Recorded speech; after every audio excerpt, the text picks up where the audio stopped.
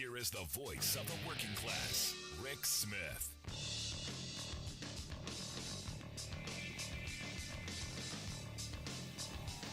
And welcome, brothers, sisters, working class heroes. This is the Rick Smith Show. Thanks so much for being here today on the big program. We got a lot to get to, a lot to talk about. It happened. Knew it was going to happen. Putin invaded Ukraine. And look, the president did what the president could do. He came out, he said Putin's the aggressor.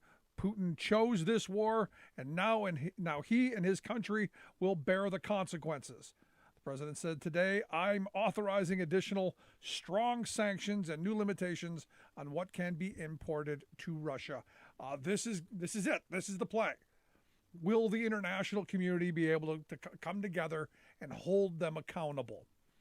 Understand, we're in a really interesting moment because Putin is betting that we're not going to have the resolve.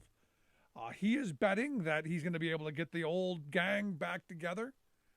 He wants to restore Russia's place in the world by getting the former Soviet states back under his umbrella. That is the legacy. And anyone who says anything different, off their rocker, because look, anyone in that position would be wanting to do the same thing. If you're a former KGB officer, if you were there when it fell, wouldn't the historical legacy of your name be, I brought it all back together. I alone fixed it. Hey, wait a minute. We've heard that before. Where did we hear that? Oh, yeah, our authoritarian guy, Mr. Art of the Bad Deal. He really fixed us all right. Now, look, Putin's been in power since 99. He's looking down the end of this at some point going, hey, we got to get this back together. And it's gonna happen now. And he's looking at what the handiwork he's done here in the U.S., getting that guy elected, and the kind of divisions that he's able to take advantage of. Wow. And the thing is the weird thing is and I guess, he jumped into this, and there's a couple of interesting moments that I think are going to happen at some point, because I don't think the people of Russia are with him. The first bit of information that's coming out is, you've got this unprovoked war that he started, he alone, going into a neighboring country of people who might know each other, and there was no groundswell of support. There was no, hey, let's go do this. There was no national rise. There was none of that. And if this gets into being a little long, if it's a day-long war, it's going to be great for him. He will, his legacy will be, heading upwards. The people will be thrilled. Hey, we won with the national pride, all that kind of stuff. Kind of remember back in the 90s when we went into Iraq, or actually we didn't go into Iraq really. We didn't go into Baghdad. How we went in, we had a quick little war, we won, came home to the parades and kissing babies and doing all that stuff, remember? And the national pride and the chest thumping. If that happens, look out. I think we see more. But if this turns into a long, drawn-out thing where you start looking at casualties, where working-class families are looking and going, we sent our kids to be in the military for this, I think you're going to have an interesting moment. And I think, Putin had better look out, not walk by any open windows, because, yesterday he brought together all of the, the captains of industry, the oligarchs, the people who, when the wall fell and communism ended, good capitalists went in and sucked up all the industries and made them their own. He called them all together. When they start to hurt, don't walk by any open windows.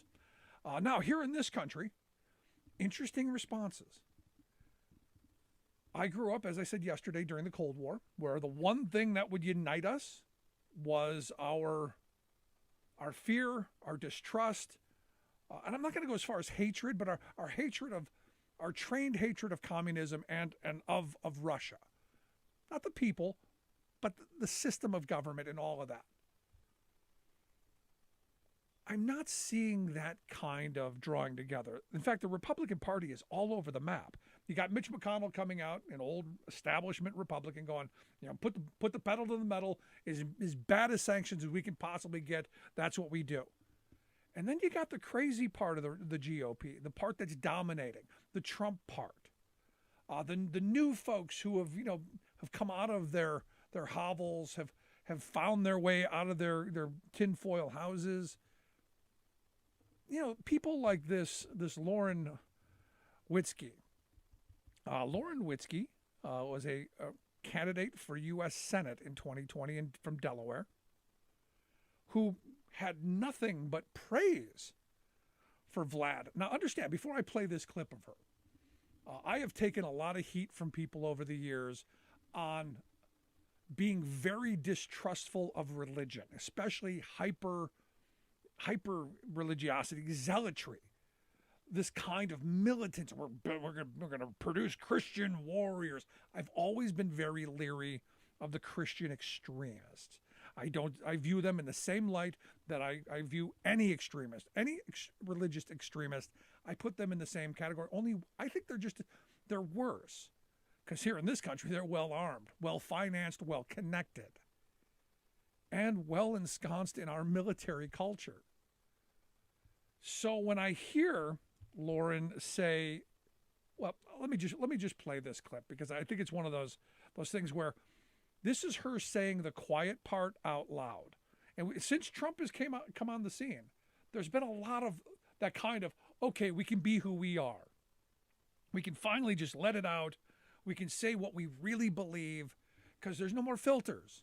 There's no more shame in being a white nationalist. There's no more shame in being a Christian extremist. There's no more shame in hating people like we do. And well, Lauren goes into it a little bit here. So this is the clip of Lauren. Here's the deal. Also, Russia is a Christian nationalist nation. They're actually Orthodox Christian. I'm Russian Orthodox. So, I actually support Putin's right to protect his people and always put his people first, but also protect their Christian values. I identify more with with Putin's Christian values than I do with Joe Biden. So, there is that. There is that there. Christian nationalist countries also are a threat to the global regime, like the Luciferian regime. It wants to mash everything together, but Putin takes care of his people. He looks out for his people. I watched as he deported, they literally walked them through the streets, the criminal illegals who were coming into their country. Yeah. They walked them out and they escorted them out and they said, get out. I can respect that. I can respect that. And I can respect the fact that Putin does everything he can to protect his people. What do you say to that? What do you say to the almost orgasmic, oh my God, I love Joe Putin. I love him. I love Joe Putin. What do you say?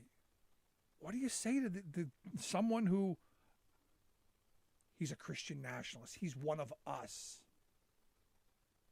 He throws those illegals out because they fetishize this. They fetishize rounding up people that don't look like them. Blonde-haired, blue eyes. Hey, maybe we've heard this before. I'm sure there was a moment in the past where blonde hair, blue eyes was the perfect race. Someone might remind me of that. But here they are saying it out, saying the parts out loud. You got crazy Michelle Bachmann, who I used to joke about because she was kind of fun crazy. She's now gone full on. Oh my God, crazy. She said she believes that what we saw today in Ukraine was a fake. It wasn't real. It was all fake, hoax.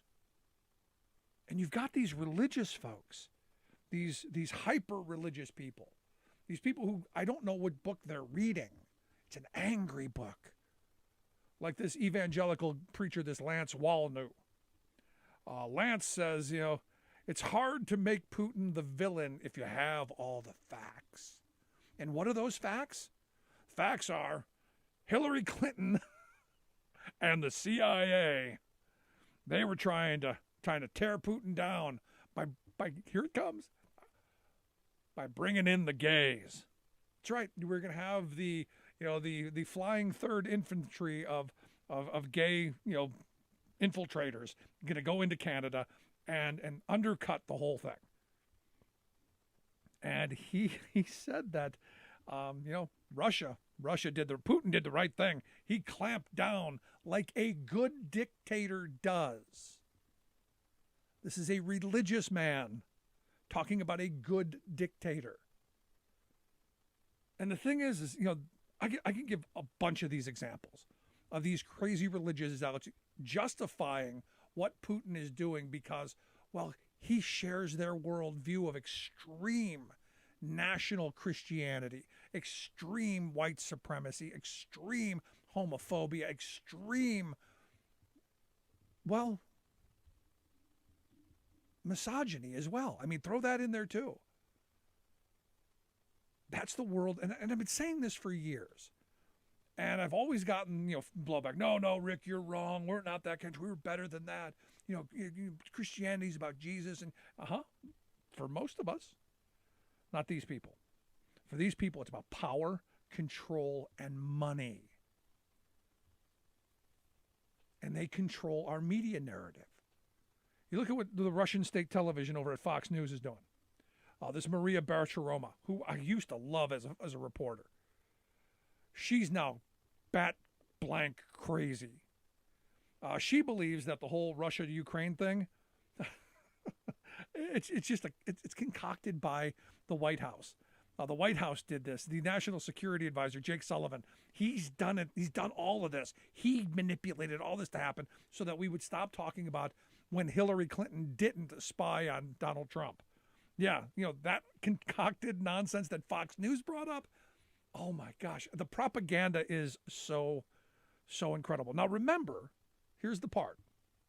Remember, we're told that Joe Biden is weak and feckless, and all of this is his fault, except, well, when he was his people are concocting the war to deviate for Hillary. Don't let common sense or logic come into any of all this, because Fox News viewers don't, Trump supporters don't have any of that stuff. So don't let that bug you, because it's not supposed to. Remember, Biden's weak and feckless, and yet Senate Republicans did everything they could do for the last year plus to not allow the president to seat his people in the State Department or the Pentagon. They've slow-walked every nominee. They've blocked his nominees. But hey, don't talk about that. And it's important to remember also that because of Trump, Mr. I can do it alone, I'm Mr. Fix-It, I can make a bad deal, the State Department was decimated under Trump. Which is why Congress had better get their behind back to Washington immediately and do some work. Break time over, folks. Come back to work. And oh, by the way, for all the talk about NATO, if you remember all of the attempts by Trump to destroy NATO, it appears as it's as strong as it has ever been. And that's because of Joe Biden. Now, what we're watching in real time, what we saw today, and what I watched all day long, was Vladimir Putin's war crimes in real time. Remember, everyone has a cell phone. Everyone is documenting these crimes in real time for you, me, and the rest of the world to see. The question is will people of conscience, will we allow it to go unchecked? Will we allow it to happen and say, oh, well, no harm, no foul? Will we follow these religious freaks who are saying, no, I have more in common with Vladimir Putin than I have with Joe Biden? Again, the other day I brought up the two idiots with the T-shirts. I'd rather be a Russian than a Democrat. Here it is. The silent part out loud. We are watching and hearing all of these crimes. Now, yesterday I talked about Tucker Carlson's quote, where he said, you may ask yourself, since it's getting pretty serious, what is this really about? Why do I hate Putin so much? Has Putin ever called me a racist? Has he ever threatened to fire me or for disagreeing with him? No, he throws journalists out the window. Not bad ones, though, because evidently you'd be okay. But the first part of this is, what's this really about? This is the part that I've been focused on. What is this really about? It's about the legacy, absolutely. It's about getting the old gang back together. It's about bringing, national respect and the shame of the fall of communism and doing away with that.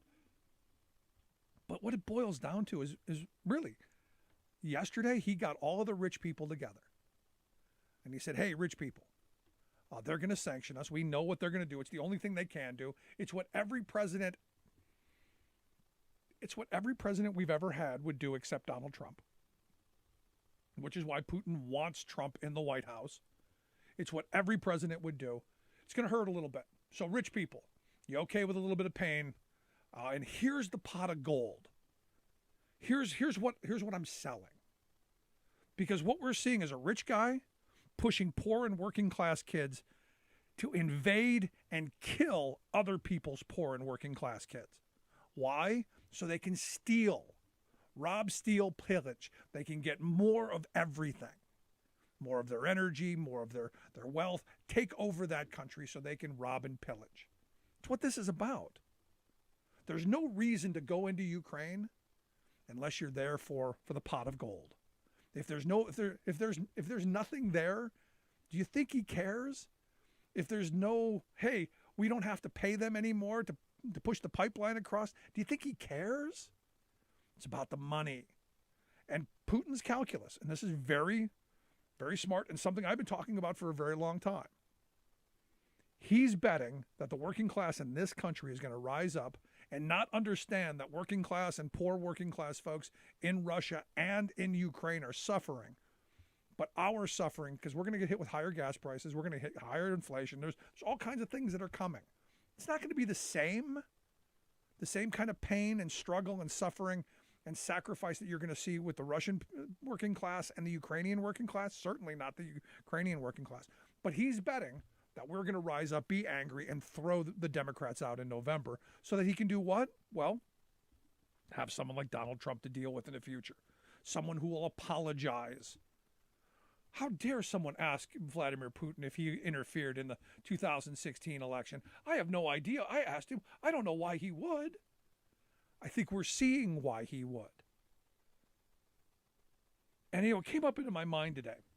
Understand, authoritarian people hate organizing. They hate organizations of working people. They hate working people, which is why I've been saying for the longest time the Republican Party hates working people. It's that simple. Do you really think in Vladimir Putin's world, in the Christian nationalist, white supremacist, homophobic, misogynistic, more for me, greed is good world, do you think they would allow labor unions to exist? Because they don't in Russia. They've got no power. Do you really think that they would allow working people to have any say whatsoever? Because the one thing that tears authoritarian regimes down is organized people, organized workers. Look at Poland and the Solidarity Movement and Lech Walesa. Look at what they were able to accomplish, tearing down that communist system. Putin understands that. So for me, all of this comes down to, and what I said from the very beginning when they started talking about sanctions. What I know from people I've talked to who have lived in countries that have been under sanctions, it's the poor and the working poor and the working class who suffer. The rich people, they're going to be fine. The rich folks they're going to be A-okay. Because, well, if things don't go their way, they oust the leader, they bring someone else in so they can do all right. So this is where Putin's calculus, interesting times for him. But I go back to this crazy woman. The crazy woman who had the audacity to say it out loud. She has more in line with Vladimir Putin than she has with the President of the United States.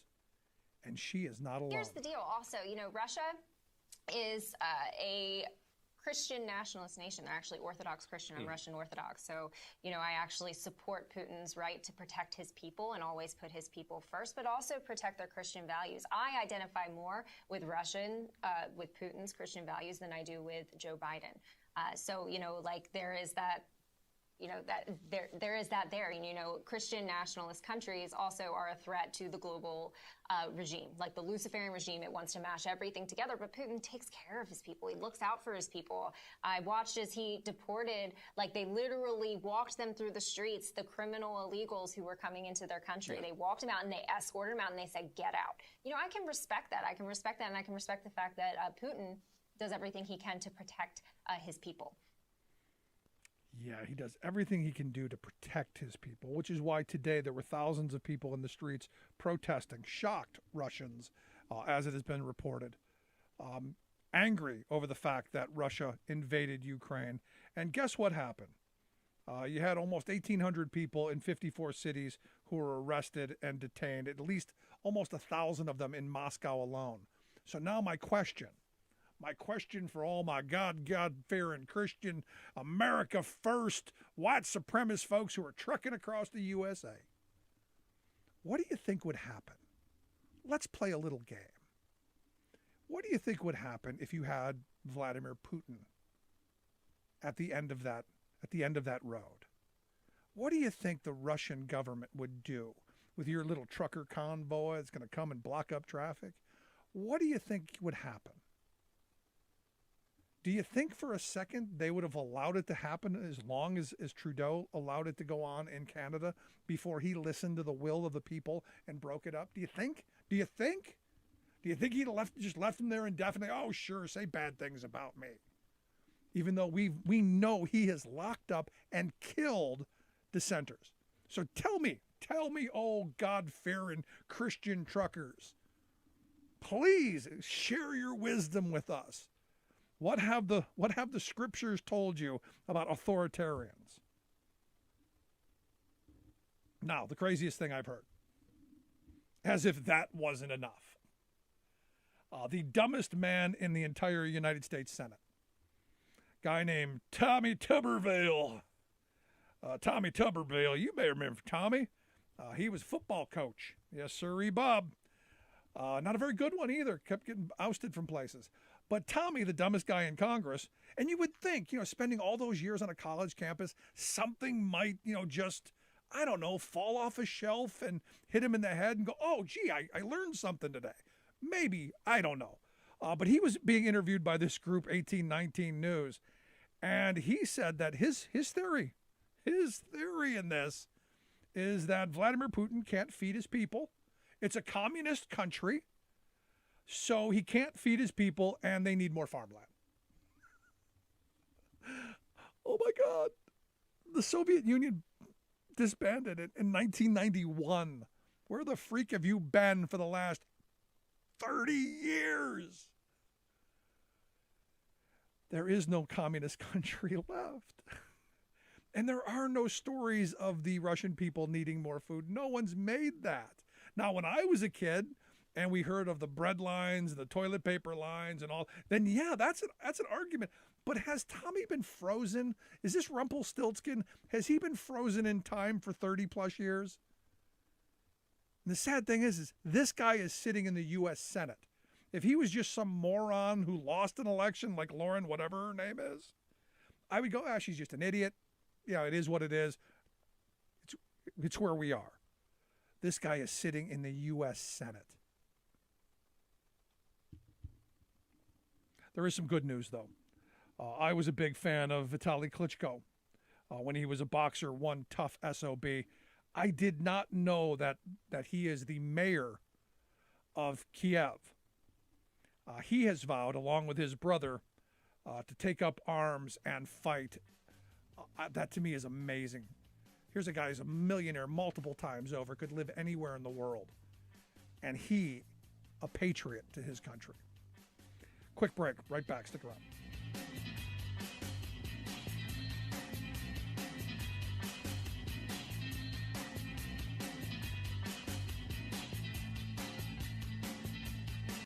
I am a member of the International Brotherhood of Electrical Workers. I feel very connected to my West Virginian roots in being part of a union. We've always been known to generate energy here. Renewable energy would definitely help generate jobs and get people back to work. If we don't start bringing in more jobs, more and more people are going to leave. Solar, wind, hydro, these can help reinvigorate West Virginia's economy. It's time to give West Virginia a chance. From the steel mills of Pennsylvania, to the auto factories of Michigan, to the modern makers movement, manufacturing makes our nation great. I'm Scott Paul, president of the Alliance for American Manufacturing. We bring business and labor together to advocate for policies that everyone can agree on. Together, we can strengthen manufacturing and create good-paying American jobs. Help us keep it made in America.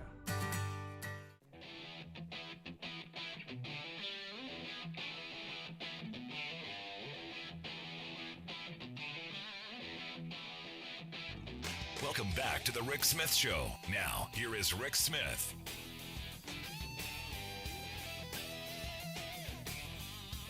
You know, I got to tell you, I'm still in this place. Dumbest guy in the Senate, Tommy Tuberville, because, hey, you know, Russia's a communist country who needs food. Oh, my gosh.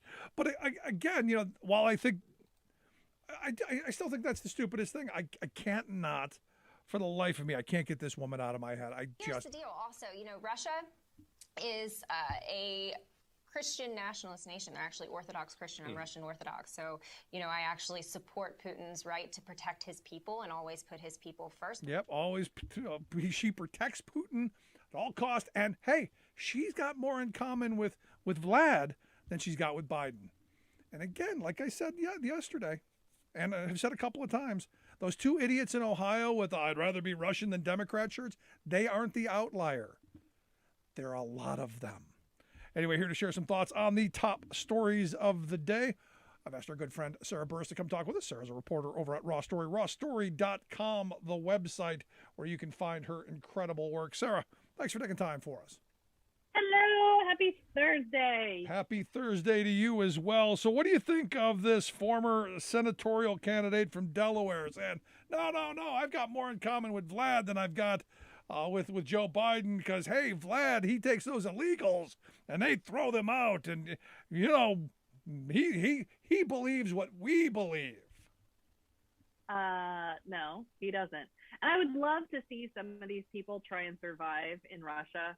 Like the second they step into the country and start thinking that they can say whatever they want, do whatever they want, it's just like, oh, honey, right? You're going to get, you know, hauled into prison and sucks to be you, but that's basically the way that Putin treats people. Because I asked the question, this trucker convoy. Yesterday there was the guy he was the single trucker convoy. He was all by himself. What a moron. You know, illegal in numerous places, but that's another thing. I said, you know, let's say those guys find their way to D.C. like that guy couldn't, and they block the road. They surround the Capitol. What do you think someone like Putin would do in that environment? You think they'd wait as long as Trudeau did in Canada? No, you'd be there like 15 minutes going, you're moving along, and you're moving along now. Well, the good news is there's no way that they're getting into D.C. because they staged a whole bunch of salt trucks at the off-ramp. So if they tried to get into D.C., they would be blocked from getting anywhere near the Capitol, which is always nice, helpful, super helpful to have your DOT folks out there.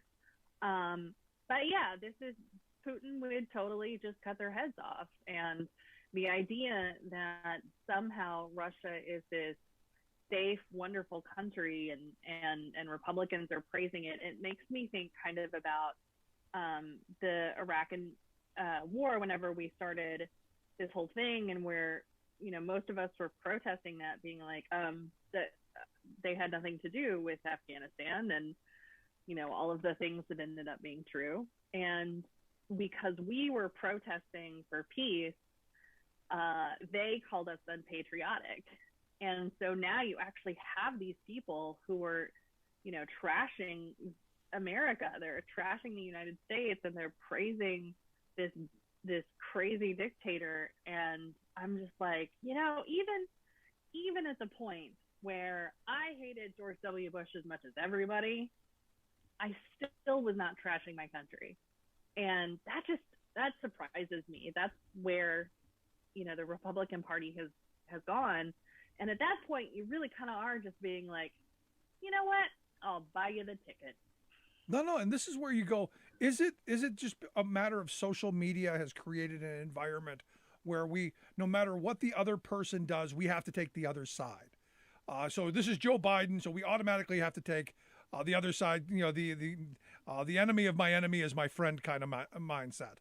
Or is it that they truly, and this is where I'm at, I think the religious community in this country has bought into the Christian nationalism that this woman was talking about, the homophobia, the misogyny, all of this old school kind of hyper religiosity. I believe there's a large segment in this country that bought that, and Trump really brought that out of them to come public with it. But I'm curious your thought.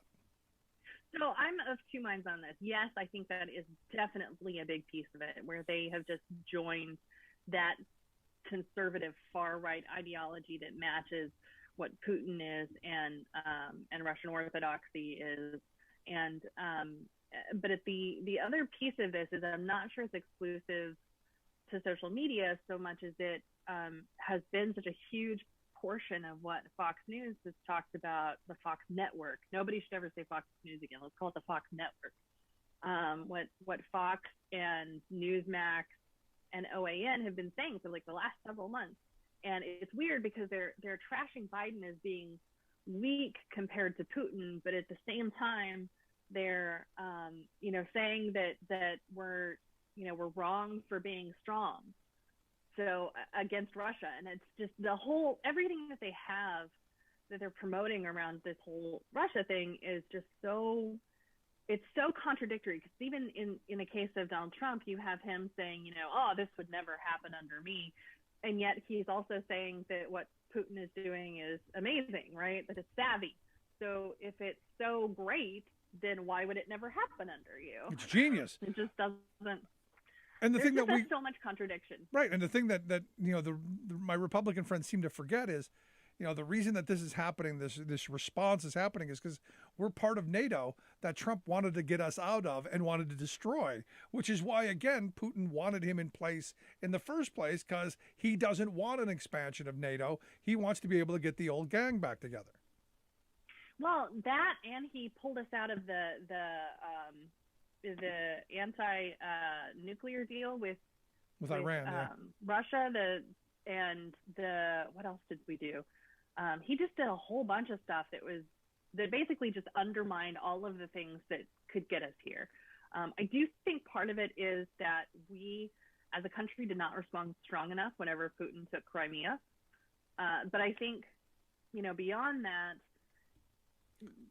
for what, like 4 years, Donald Trump ran the show and was kowtowing to Vladimir Putin and letting him do whatever he wanted, and giving him all of these instructions for But here again, you said we didn't react strong enough when Putin took Crimea, and I've argued what more could Obama have done when you had a Republican Party who was hell bent on hoping he fails, on making sure he was a one-term president, on blocking every bit of his agenda. He did the smart thing. He threw it back to Congress and said, okay, what are we going to do? And they dithered. They did nothing. John Boehner did nothing. So to drop it all on Obama's lap, that's kind of revisionist history. Now, he was president. What Joe Biden has done this time that I feel like is different and absolutely amazing is that he has brought a global community of people together, like every single nation, other than China, who's out there hiding under their beds. Every single nation is behind this. We are the most unified the world has ever been. With every country, you've got Mexico saying that they're going to do sanctions. You've got all of the EU. The UK has come out saying, we're going to hit the oligarchs hard. Everybody's really sort of it's not just a lip service anymore. And everybody has said, this is the line, you cross the line, and that's it. That's game over. And that has been so much of who I feel like Biden as a statesman has always been, where, his foreign policy relationships has always been like a really big part of the things that we love about him. Right. Is, he's been here forever. He knows these people.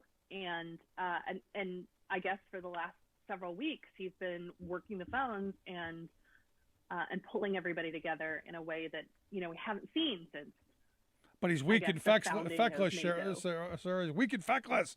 He's ineffectual. He's dithering. He's all the things we hear on the propaganda network over at Fox. You're listening to the Rick Smith Show here with Sarah Burris. Sarah's a reporter over at Raw Story, rawstory.com. That's where you find her work. If you're just joining us, make sure you download the podcast. Never miss a second.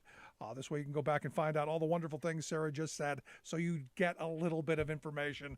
CPAC going on, Sarah. Crazy Pack. Perfect time for crazy people to come together in Florida while Putin is invading Ukraine. The big story today, however, Ted Cruz, weak, pathetic, afraid of Peppermint Patty, evidently called Jen Psaki Peppermint Patty. Correct me if I'm wrong. Weren't all the boys in the gang afraid of Peppermint Patty? Wasn't she the tough? Yes, exactly. She was basically the muscle for Marcy, and the best thing that Jen Psaki said in response to it was, "Oh, cool, thanks, I love her," which basically just lets all the air out of Ted Cruz's tires, presuming he had any to begin with. But the CPAC people, this is the worst kind of programming, side-by-side programming that, for a Republican Party that's really trying to figure out how to navigate the far right and everybody else, putting these two things side by side with a CPAC group praising Putin all weekend during this invasion while Americans are watching, cities burn. It's just really, it's the worst possible picture that you could make for the GOP, and it's entirely of their own creation. Yeah, the question I have is, will they bring back the golden Trump Buddha? Will you be able to take pictures with the golden Trump Buddha? I'm shocked that they don't have a golden Putin this year. Or with him on the horse. I'll bet you could see. Right? I bet you could get autograph pictures. My favorite thing that came out of the last couple hours was that Anonymous, came out of the woodwork and said, we're going to do a cyber attack against Russia. And I was like, oh, please, spread a bunch of nude pictures of Putin everywhere with a micro wiener, and just make him look completely. I want the P-tape. Yes, all of these things. Please go out there, go forth, and make this amazing. So my friend wants to see them spread a rumor that Putin actually died, because then he would have to acknowledge that they were hacked by coming out and saying, no, I'm not dead. There's just a no-win situation, which I think is smart. I think here's the funny thing, though, and should I say funny? Yeah, I'm going to go funny. Here's the funny thing. If this invasion doesn't go right, that might be an accurate assessment, because if the oligarchs are going to take all of this pain and they're going to lose some stuff, I don't know. And especially, with the fact that it doesn't seem to be all that popular with the folks there in Russia right now. There are already protests going on, because I think those people understand sanctions means pain and suffering for the working class, not just in Russia, but in Ukraine as well, and here. And this is where I come back to, when do we wake up to the reality that these oligarchs, these rich people, don't give a rat's behind about working people in any country? I say all the time, Republicans hate working people. Hate them here, hate them there, hate them everywhere. And I would recommend, too, if you get on Twitter and do the search term oligarch yacht, that is particularly lovely. You can look at where all of the oligarchs are around the world, because people are taking pictures of their yachts and trying to alert anybody who's doing sanctions. Oh, here they are. Please, by all means, seize their yacht. No, and this is an interesting point. Because I started today's show off by going, look, we live in a different era. All of the war crimes are being recorded and broadcast in real time. Yes. And this is where, having these little communication devices in our pocket in real time could be a real thorn in the oligarch's pocket, which may, I'm not saying it's going to, but may be the end of the Pootie. That is what has been lovely. And I think that Putin is probably going to he's going to be in a position where he's going to have to shut down social media sites. That's the only way that this is going to work, because you saw footage from St. Petersburg tonight with hundreds and hundreds of people protesting. And the picture that I saw of somebody sort of standing back in the crowd was basically every person holding up their phone, shooting what the massive crowd looks like. And that is just the worst possible PR for Putin, and he can't censor that on Twitter and Facebook. So he's going to have to go full China. But like a good authoritarian, he's going to try and do it. And like a good authoritarian, Donald Trump and Truth Social and I'm sure you've seen this, the good folks over at the brand new Truth Social, who have had no bugs whatsoever in their rollout of their site. Evidently, anyone who has a bad word about Devin Nunes, if you mock him, his mother, his cow, anything, you will be banned from Truth Social from now till eternity. Now remember, these are the people who said we're not going to ban, we're not going to censor. Already, what is this, day 3? We're banning people from mocking Devin Nunes, which is tragic because I feel like the one thing that really connects everybody is how much everyone likes to make fun of Devin Nunes. That is a truly most universal piece of America right now. It's how everybody just thinks it's so much fun to mock him. Because it's Devin Nunes. I'm waiting for the press release of him not right? getting paid and suing Trump because he didn't get paid. You know it's going to happen. My favorite story about Truth Social was that someone else created something that was called Truth Social, and so all of these Trumpers had accidentally downloaded the wrong app.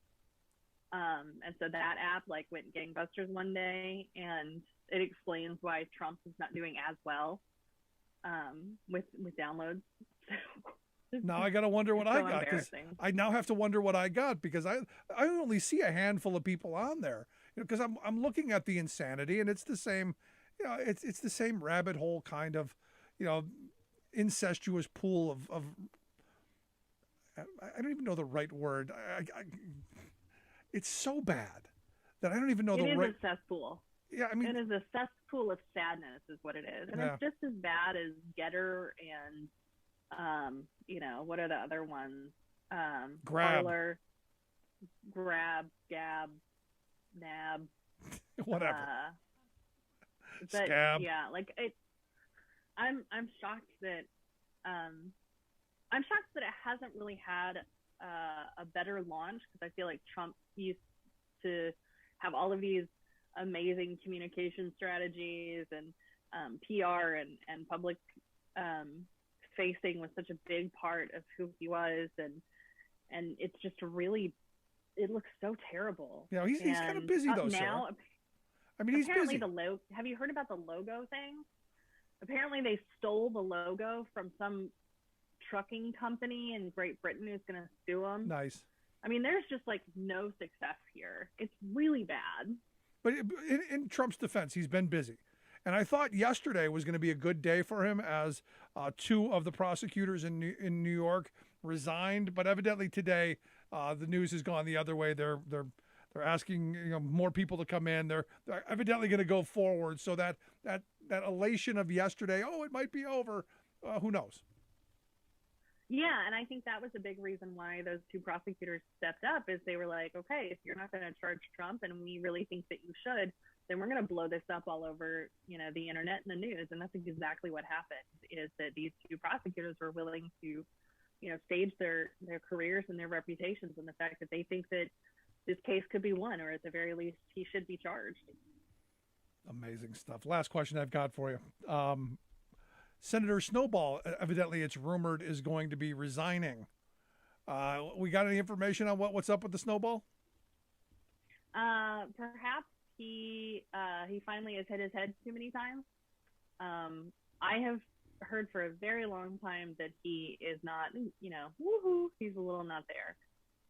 So I don't know if it's, he's finally reached his limit and they can't hide it from people anymore, or maybe there is something seriously wrong with him. But, he seems like the kind of guy who was ready to die in the chair on the floor. But I just don't think his mind is there enough for him to be able to campaign and maintain his seat.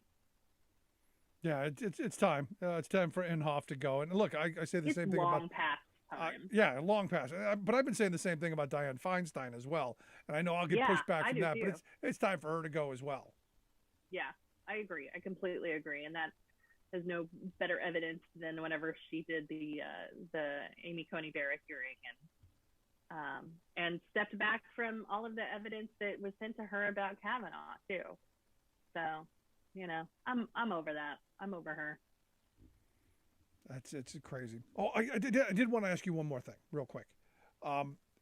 evidently there's a list of lobbyists running around and this is one of my problems with what happens in this country, that we allow foreign countries to lobby our Congress. We allow adversaries to come and lobby our Congress. But someone has compiled a list of all the lobbyists that are known, that are doing Putin's work here in our halls of power, lobbying our representatives, which is how you get a Tommy Tuberville, which is how you get some of these people who are way off the fringe and apologizing for what Putin's doing. Tell me a little more. So there's a amazing corruption watchdog that has been monitoring people, lobbyists who are getting their money from Russia to basically lobby for trade issues, for oil and gas, for big pharma, all of the things. And so he posted the list of all of the people who were doing it and who they were affiliated with. And, I think that's one of the, if you're going to talk about sanctions, like if we're really going to talk about shutting down Russian banks and the oligarchs, like you really have to go all the way. Yeah. There cannot be anybody who is trying to buy Americans from Russia anymore, or anywhere else for that matter. No, it's interesting times indeed. But Sarah, I appreciate you taking time for us, sharing your incredible work. Hope folks will take a look at it over at rawstory.com. Thanks so much, Sarah. Appreciate it.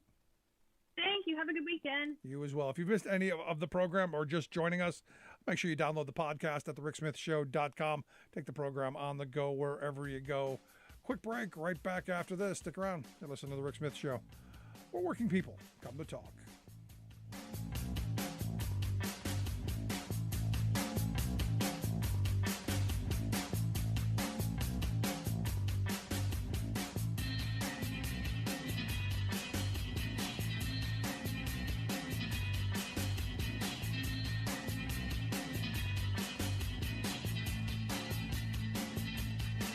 It doesn't happen like we think it does.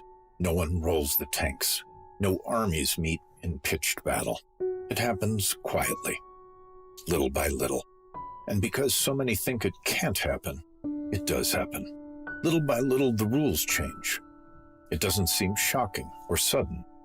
And that's the point. Fewer places to vote, longer lines. Don't worry, they say. We're just improving the system. They hope we won't notice the rules are changing because they lost the last election. They hope we just won't care enough to stop them. They believe they can take America away from us, and we won't even notice. We know who they are. We know what they want. The question is, who are we? Do we let them get away with it, or do we fight?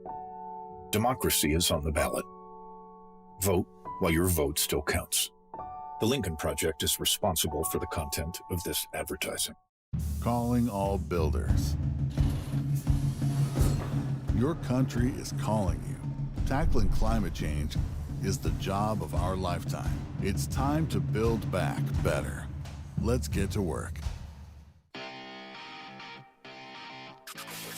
listening to The Rick Smith Show, where working people come to talk.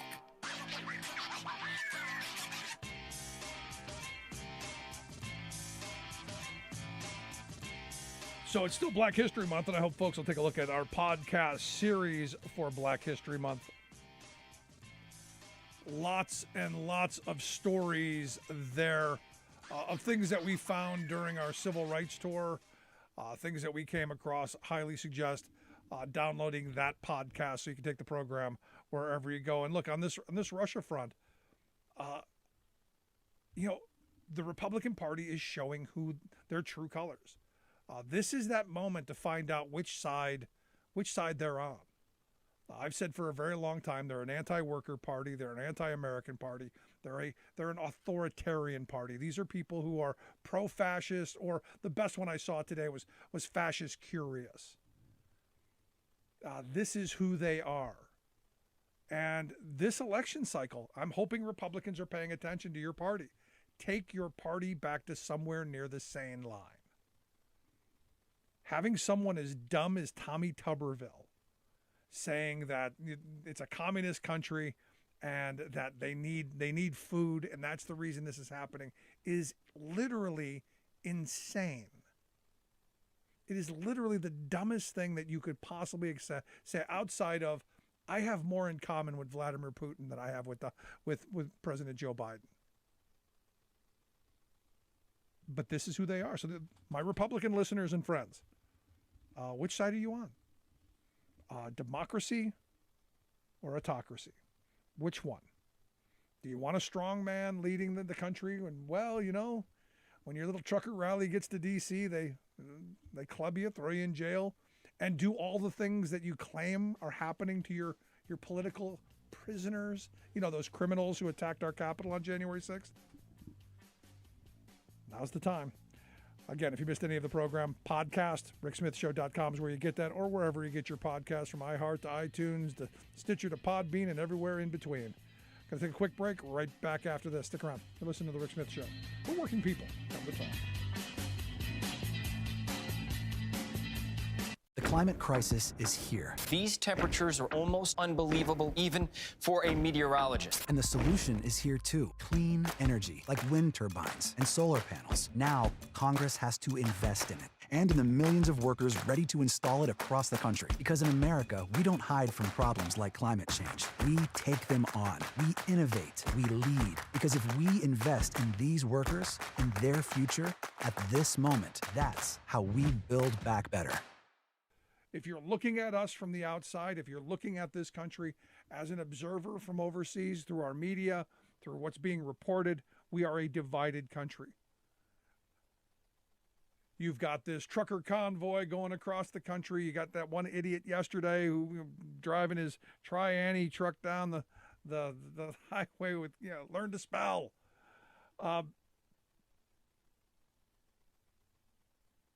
Anyone who is sitting in that Oval Office, anyone, with the exception of Donald Trump, I believe does the exact same thing in the exact same time frame. Because it's the card you had to play. And now what happens to those sanctions? How much does this hurt the rich? This is the question. Because if you remember yesterday, the story was Putin was getting together with all the rich people, all the tycoons, all of the captains of industry, all of the titans of industry were coming together because he's going, hey, rich people, this might hurt a little bit. But here's what we're going to get. Here's the pot of gold I'm selling you. Other rich people, there's a payoff. Here's the pot of gold. And this is all we got to do. Because look, America, they're not gonna, the resolve ain't there. They're not who they were. They're a bunch of old angry white people who love us, who think that we think the way they think. They won't hold on long. In fact, immediately we're going to have, people sympathizing with us. Tucker Carlson. Oh, he's not such a bad guy. He throws reporters out of windows. Yeah, but he didn't throw me out a window. He doesn't throw the Fox News people out of windows. He kills media people. Yeah, well, we would do that too here if we could get away with it. Understand who we're dealing with, and understand that the people in this country are supporting them. This is one of those moments where you go, which side are you on? Democracy of, for, and by we the people, or autocracy of a strong man? It's that simple. And look, I got friends who are, Putin's a strong man, not like that weak, feeble Joe Biden. You know who was weak and feeble? Think FDR. Can you imagine? And this is the point that if you think of nothing else, FDR was literally paralyzed from polio in a wheelchair. And no reporter ever published a picture of that man in that wheelchair in his duties. Nobody mocked his weakness. Nobody called him weak on anything in those moments. I mean, stop and think about the difference. Can you imagine Can you imagine during World War II, even the people who hated him, even the fascists who wanted to align with Germany because they were making tons of money, even they didn't go that far. We have people in this country who are rooting for an adversary. They are rooting for someone that